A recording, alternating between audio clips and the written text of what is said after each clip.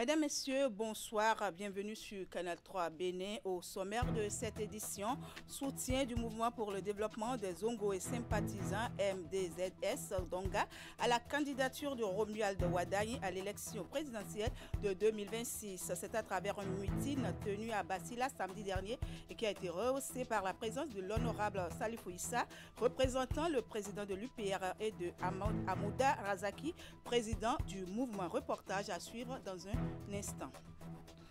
On s'intéressera également à l'identité légale devenue bien plus qu'un document au Bénin. Dans le magazine réalisé par Esther Trofa, vous verrez le rôle majeur que joue l'identité légale de la déclaration des naissances à l'inclusion financière. Et puis, des fluides frigorigènes et équipements de froid ont été offerts vendredi dernier par le ministère du cadre de vie et des Transports chargé du développement durable au centre de formation technique en froid et climatisation au Bénin. Objectif, renforcer les capacités pratiques des apprenants des centres bénéficiaires. Vous suivrez le compte-rendu en cours d'édition. À nouveau, bonsoir et merci de nous rejoindre sur Canal 3 Bénin. On démarre par ce magazine au Bénin. L'identité légale devient bien plus qu'un document. C'est la clé pour accéder aux droits, aux soins, mais également aux opportunités économiques. De la déclaration des naissances à l'inclusion financière, Esther Tofa, sur des images d'Eder Runkwevi, vous montre comment l'identité légale s'impose aujourd'hui comme un passeport de citoyenneté et un moteur de développement. Une révolution silencieuse portée par l'Agence nationale de l'identification des personnes ANEPO. Suivez plutôt. Des fois, quand on met les enfants au monde, le temps d'aller ailleurs, il y a une lourdeur du côté des parents. Et maintenant que nous avons l'occasion de faire ça directement, juste après l'accouchement dans les hôpitaux, cela nous facilite la tâche. Un soulagement et une assurance pour cette jeune maman.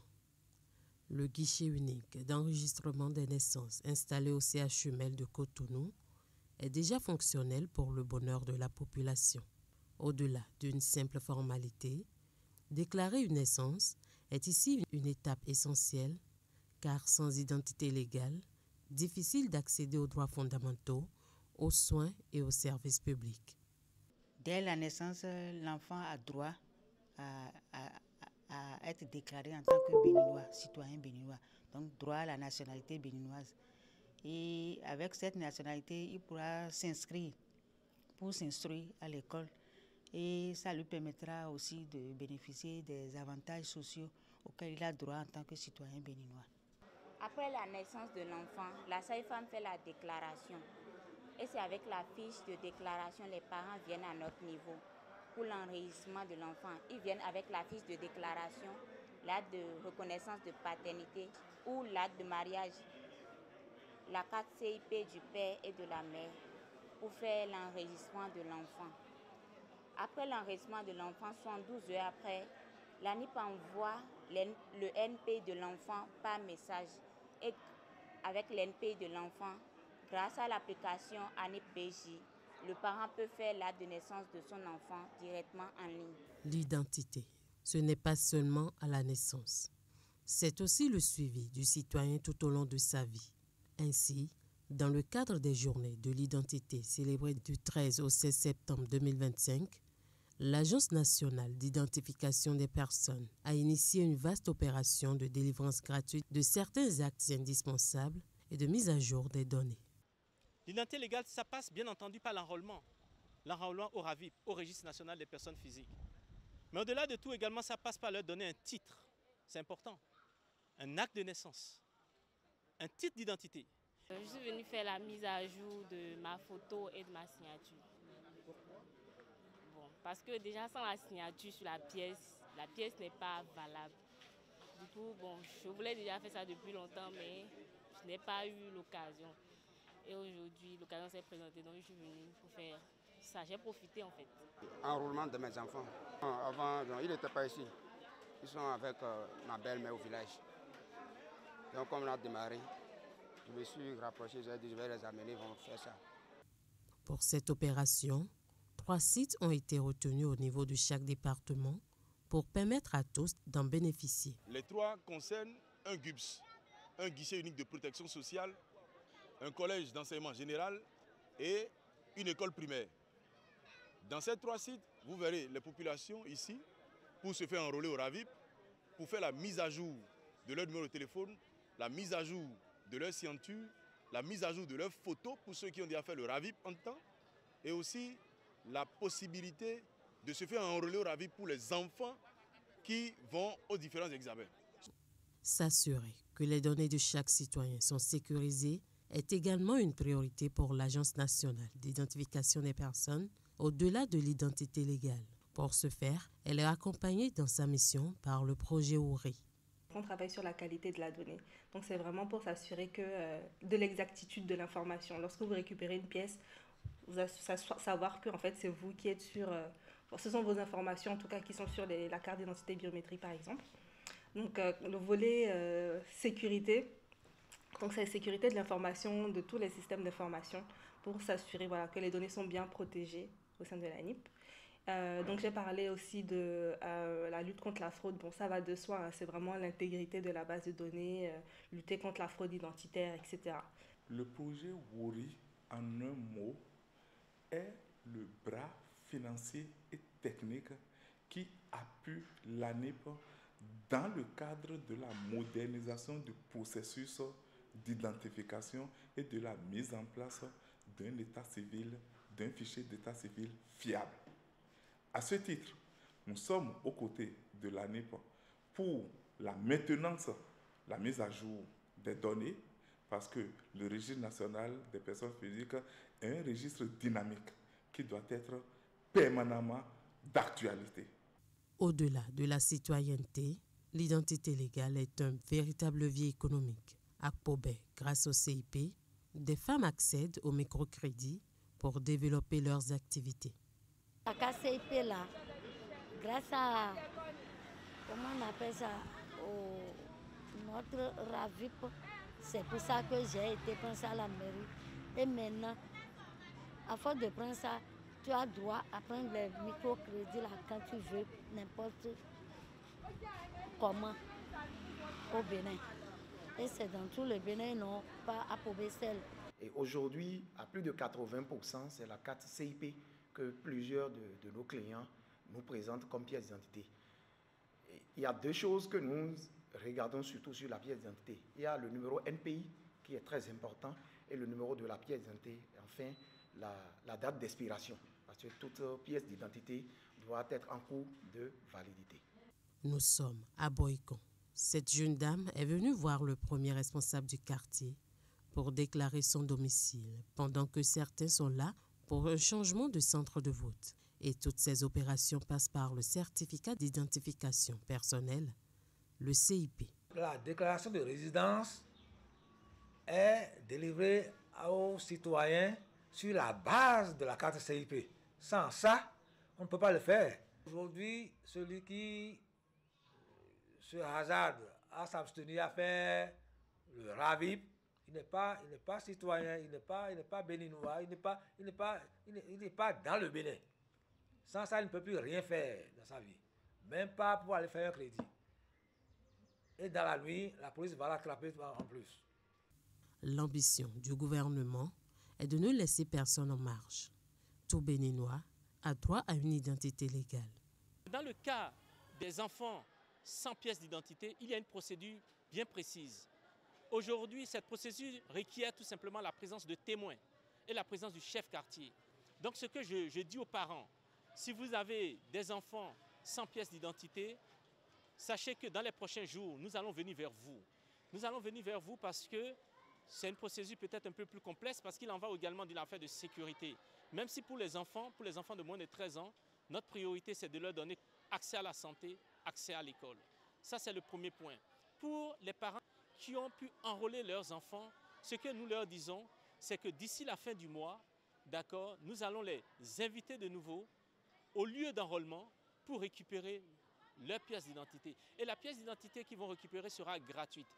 L'identité légale, c'est un droit fondamental, mais c'est surtout la clé pour avoir accès à l'éducation, à la protection sociale, à la santé, même à l'inclusion économique. Donc disposer d'une pièce d'identité, c'est pouvoir inscrire son enfant à l'école. Aujourd'hui, par exemple, j'ai vu les mamans qui sont venues pour établir les actes de naissance de leurs enfants, qui sont déjà grands. Ils n'en avaient pas. Pouvoir bénéficier d'une assurance maladie, il faut une pièce d'identité.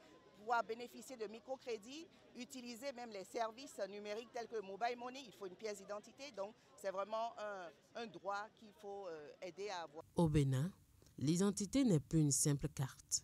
Elle est un passeport de citoyenneté, une clé d'inclusion financière, un outil de développement. De la naissance à la vie active, l'ANIP s'engage à offrir à chaque citoyen une identité légale.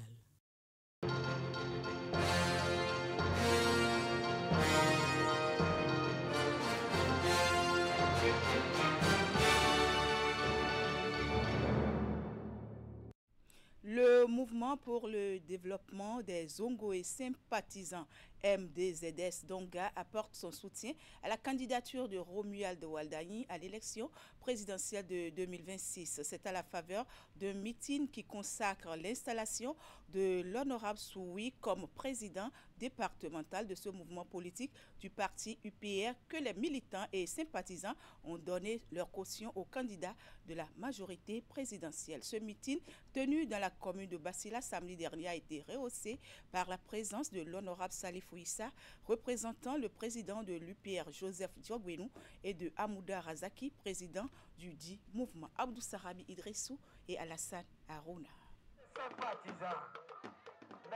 L'honorable Ahmed Tidjani Afouobo, alias Soui, en plein bain de foule devant ses militants et sympathisants du mouvement pour le développement des Zongo et sympathisants de la 14e circonscription électorale.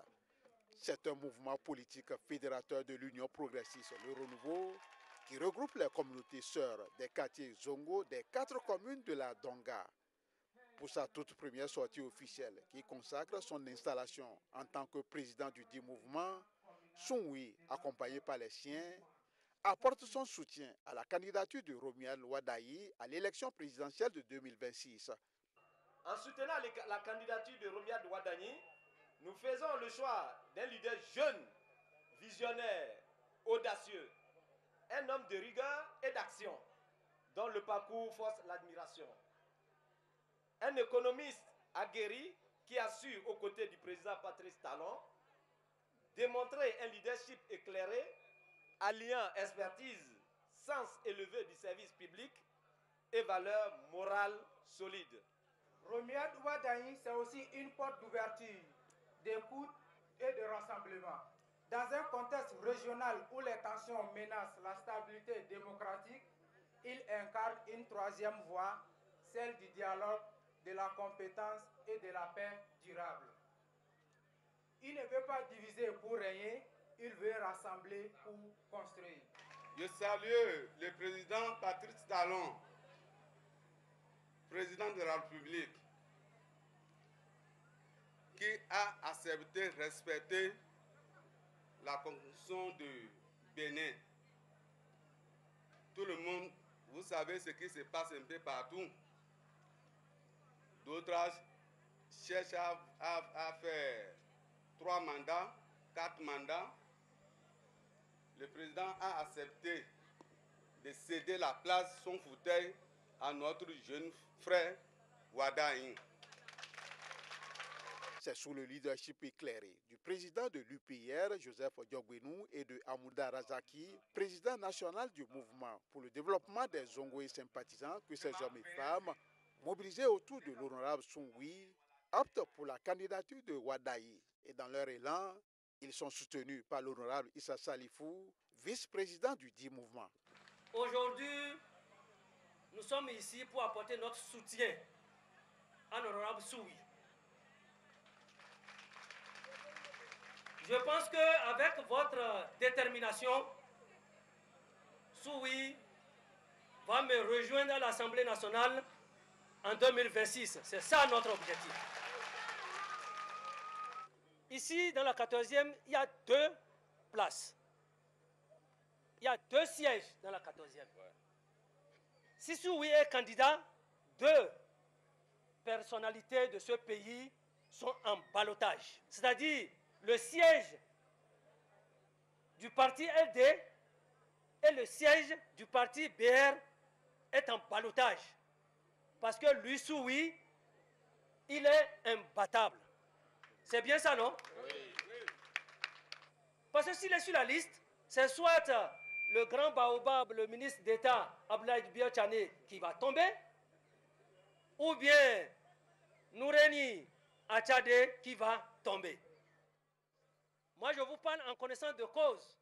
Très impressionné par la détermination et surtout l'engouement des militants de ce mouvement politique, l'honorable Issa Salifou promet de rendre fidèlement compte à qui de droit. Que je passerai le message de Basila et de la 14e circoncision à notre candidat Romiad Wadaï pour dire, par la grâce de Dieu, les imams ont prié, la population de la 14e a prié, il peut aller dormir tranquille par la grâce de Dieu, qui va être le prochain président du Bénin. Ça va être pour la première fois qu'un jeune de moins de 50 ans va prendre le pouvoir.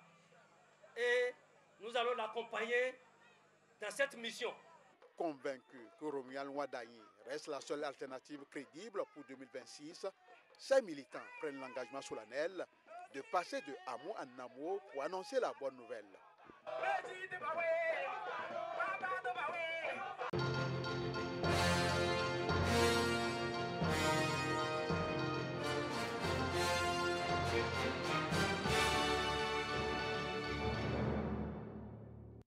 Pour l'année scolaire 2025-2026, les enfants des militaires tombés sur le champ d'honneur sont désormais équipés. Le ministère de la Défense a organisé à cet effet une opération de distribution de kits scolaires à leur intention vendredi dernier à la base aérienne de Cotonou.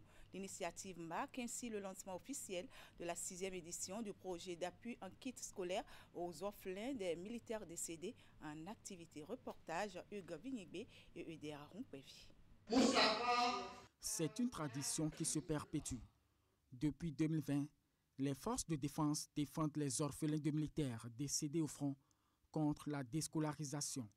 Plusieurs dizaines d'enfants reçoivent ici un kit scolaire comprenant un sac à dos contenant notamment des cahiers, des livres et des stylos. Nous vous promettons aussi de nous battre pour notre avenir, afin que vos efforts à notre égard ne soient pas vains. Et aussi de faire bon usage des kits scolaires tout au long de cette année scolaire. Une promesse faite suite aux conseils avisés du représentant du ministre délégué en charge de la Défense. Vous devez donc suivre les conseils de ceux qui ont aujourd'hui à charge votre éducation. Évitez les fréquentations qui compromettront votre avenir. En un mot, vous prendre au sérieux et vous mettre résolument au travail. Un don de fournitures scolaires d'une valeur de 3 000 € et un chèque de 3 millions de francs CFA. C'est l'apport de la Jamaat islamique Ahmadiyya à cette opération de distribution. À vous, chers enfants, je veux dire ceci. Vous êtes notre avenir. Malgré les épreuves que vous avez traversées, vous portez en vous une force et une lumière qui mérite d'être soutenue. Ces kits scolaires que vous recevez aujourd'hui sont des outils pour vous aider à construire votre avenir. Le geste intervient dans le cadre du programme de protection des couches vulnérables, un dispositif phare du volet social du programme d'action du gouvernement. Depuis que nous avons commencé par soutenir ces enfants, nous avons identifié que l'évolution des enfants à l'école est plus améliorée. D'abord, il faut noter que nous n'avons absolument pas d'abandon de classe. Cette 6e édition du projet de distribution de kits scolaires aux orphelins de militaires décédés en activité a démarré à l'intérieur du pays. Le premier congrès scientifique du service de santé des armées du Bénin, lancé le mercredi 17 septembre, a pris fin vendredi dernier sur une note de satisfaction. Les travaux qui ont mobilisé plus de 600 participants venus de 7 pays africains autour du thème « Le service de santé des armées du Bénin face aux défis sanitaires et sécuritaires contemporains » ont accouché de plusieurs recommandations. Voici le point de la cérémonie de clôture avec Ingrid Day. Le premier congrès scientifique du service de santé des armées du Bénin a tenu toutes ses promesses. Après 3 jours d'échanges scientifiques, d'analyse et de réflexion stratégique autour des défis sanitaires et sécuritaires contemporains, les congressistes passent au bilan des travaux. Entre autres résolutions issues de ces assises, la création de la Société béninoise de médecine militaire. Toutes ces activités ont donné lieu à des recommandations. La rédaction et l'harmonisation des guidelines des services de santé des armées, de la sous-région et de l'Afrique pour adapter et uniformiser les normes d'aptitude en tenant compte de nos contextes socio-culturels. Le renforcement de la collaboration entre pays amis pour faire face aux nombreux défis actuels. Ce congrès se clore, mais l'élan qu'il a suscité doit se prolonger dans nos actions quotidiennes, sur le terrain comme dans nos formations sanitaires. Nous en sortons plus forts de notre cohérence d'orientation nouvelle. Experts médico-militaires, chercheurs ou professionnels de santé du Bénin et de la sous-région, ils sont plus de 600 personnes à prendre part aux réflexions. À travers des ateliers, communications, tables rondes et symposiums, ils ont apporté leur contribution à la promotion de la recherche scientifique et de l'innovation en médecine militaire. À l'issue de vos travaux, le service de santé des armées a montré une fois de plus qu'il est un pilier indispensable à notre outil de défense auprès du combattant. Là où se joue la véritable mission. Les réflexions émanant de vos assises contribueront de toute évidence à renforcer notre capacité à affronter les menaces sanitaires, à innover en permanence et à préserver ce qui est essentiel, la vie de nos soldats et la résilience de notre armée. Le chef d'état-major général des forces armées béninoises a saisi l'occasion pour saluer la bravoure des soldats béninois tombés récemment sur le champ de bataille et ceux qui luttent encore pour assurer la sécurité des populations. C'est cet échange de cadeaux souvenirs entre les organisateurs et leurs invités qui a mis un terme à ce congrès. Retour sur cette remise de fluides frigorifiques et équipements de froid au centre et institut universitaire de formation froid et climatisation au Bénin par le ministère du cadre de vie et des transports chargé du développement durable. Destiné à soulager des centres de formation technique, ces fluides frigorifiques et équipements de froid permettront aux apprenants des centres bénéficiaires de joindre la pratique à la théorie. La cérémonie de remise officielle s'est déroulée vendredi dernier au laboratoire d'études et de surveillance environnementale à Cotonou. Florence Bossa et Rachidi Soubiro pour le compte-rendu. Des fluides frigorifiques et équipements de froid au profit des centres et instituts universitaires de formation spécialisés en froid et climatisation du Bénin. L'initiative émane du ministère du cadre de vie et des transports chargé du développement durable. Elle vise à soutenir les séances pratiques des apprenants, futurs techniciens et ingénieurs de 10 centres de formation béninois et s'inscrit dans le cadre de la lutte contre la dégradation de la couche d'ozone et le réchauffement climatique. En recevant ces fluides frigorigènes gracieusement mis à votre disposition, vous devenez nul doute des ambassadeurs des bonnes pratiques pour le développement durable de notre pays. Quant aux équipements qui s'ajoutent aux fluides frigorigènes, ils s'inscrivent dans une démarche intégrée de renforcement des capacités des centres de formation, d'accompagnement de la transition vers des technologies plus propres et de contribution à la lutte contre l'appauvrissement de la couche d'ozone et le changement climatique.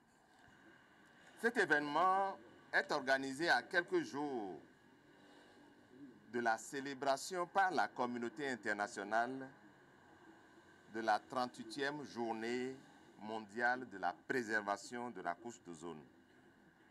Ce qui réjouit donc les récipiendaires qui trouvent en l'acte toute une valeur à cause de l'objectif qui le sous-tend. Ils promettent d'en faire un bon usage.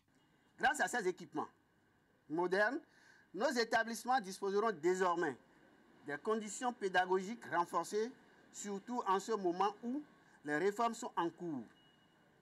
Les apprenants auront l'opportunité de développer des compétences pratiques. Nous prenons ici l'engagement solennel de faire bon usage de ces équipements, de les entretenir et de les mettre à la disposition des apprenants dans le cadre d'une pédagogie innovante et orientée vers la pratique.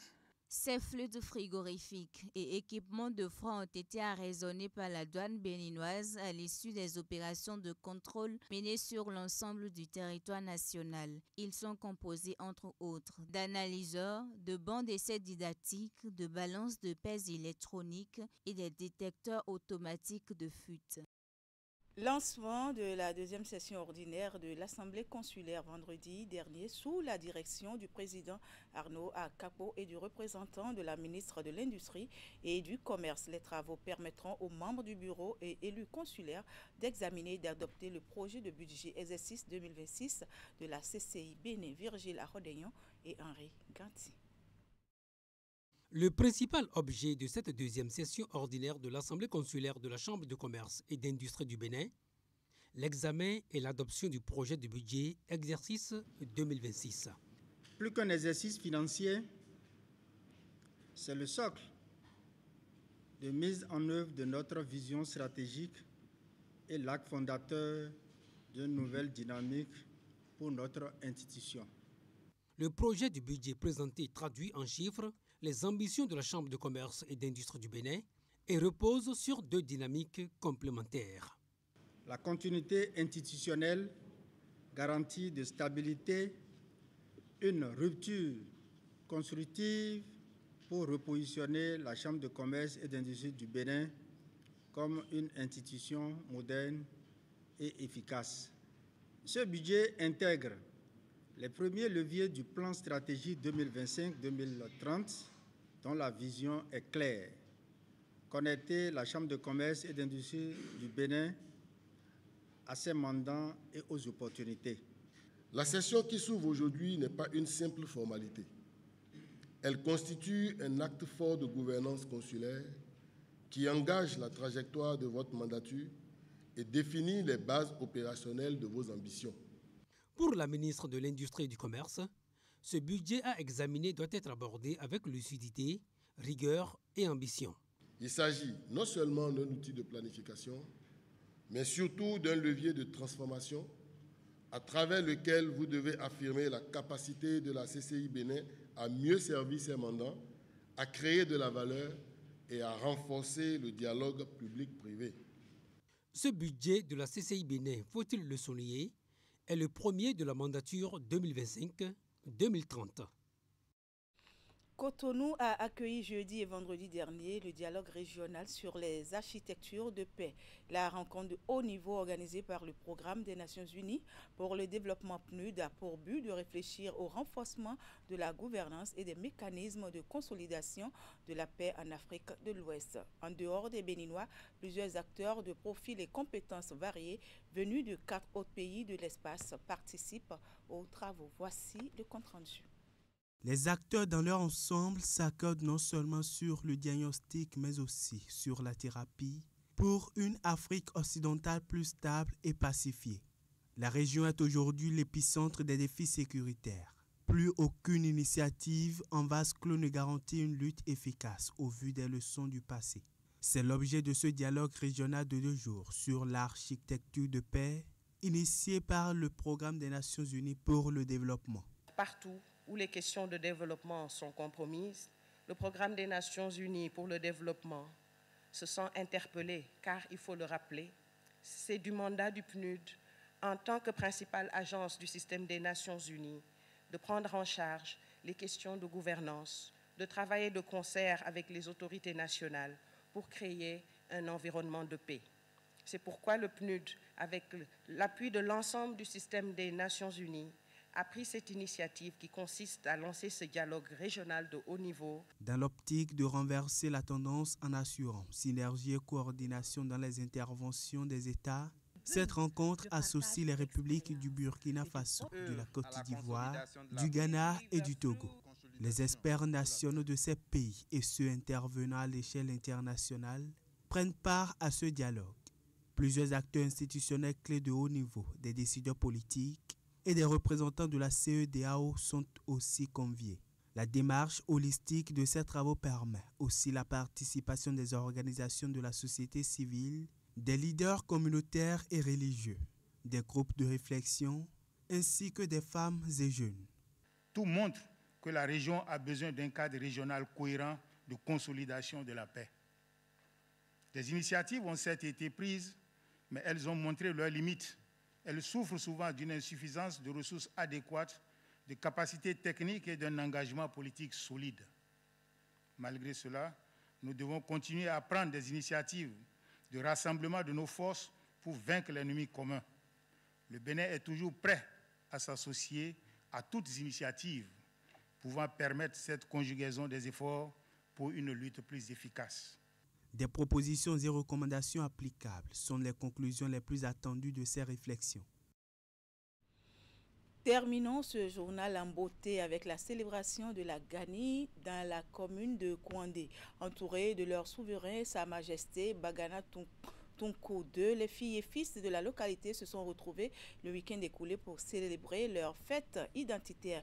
Parcours rituel sur les différents sites traditionnels, danse de chevaux et puis la finale du tournoi de la Gani ont marqué cette célébration annuelle des bâtonnous de Kouandé. Le reportage. Sortie majestueuse du roi Bagana Tunku II de son palais royal en ce jour mémorable de célébration de la Gani édition 2025 à Kouandé. C'est le point de départ du traditionnel parcours rituel qui va conduire le souverain et son peuple sur les différents sites, piliers de la riche tradition Batombou dans le royaume de Worouari. Au rythme des trompettes sacrées, le cortège royal va tout d'abord s'ébranler sur la place Bouror, une place emblématique du royaume où le roi et sa suite vont sacrifier au rituel et prier pour toute la nation.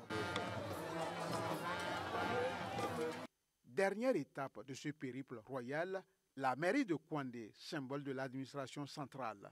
Ici, Sa Majesté va prier pour les autorités à divers niveaux. En ce qui concerne les autorités politico-administratives, je voulais commencer par notre président, le président de la République. C'est un grand homme politique qui a le souci de développer notre pays, le Bénin. Donc, pour nous, les populations de Kouandé, on ne peut pas l'oublier. Surtout à cause de la voix Natengu Kouandé. Encore une fois, merci au président Talon. Vraiment merci. De 1960 à ce jour, je répète, de 1960 à aujourd'hui, Talon a fait des choses inédites. Des choses inédites, je dis bien, Talon a fait des choses inédites. Aucun président, je pèse mes mots, n'a eu de considération pour le président Batombou autant que le président Talon. Dans l'après-midi, c'est cette finale du tournoi de la Gani qui va mobiliser les amateurs du cuiron au stade municipal de Kouandé. Il faut dire que cette année, il y a eu des particularités parce que nous allons offrir 2 géants podiums pour animer les soirées. Donc on aura de très bons spectacles. Et également, nous avons les délégations qui sont venues du Borgou, du Sud et bien sûr certaines du Nigeria. Avant de se donner rendez-vous pour l'année prochaine, les festivités se sont poursuivies toute la soirée autour des danses de chevaux et des réjouissances populaires de tout genre. Eh bien, mesdames, messieurs, voilà qui met fin à cette édition. Merci pour l'attention et merci également à toute l'équipe de préparation, de réalisation et de diffusion. Très belle soirée et excellent début de semaine à toutes et à tous en compagnie des programmes de Canal 3 Bénin. À bientôt.